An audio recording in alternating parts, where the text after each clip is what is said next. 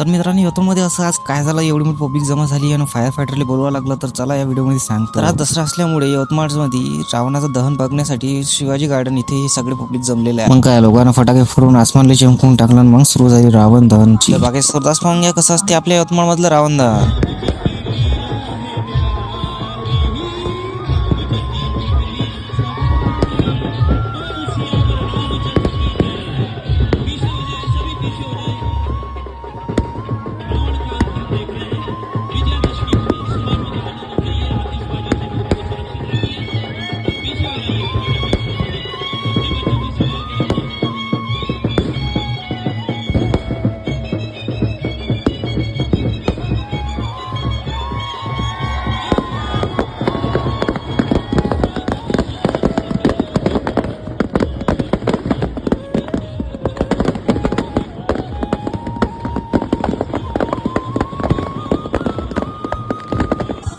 तर मित्रांनो, यासोबतच रावणाचं दहन तर खतम झालं, पण यवतमाळच्या राणी चौघन विसर्जन तुम्ही पाहिलं नसेल तर आमच्या चॅनलवर व्हिडिओ पाहू शकता.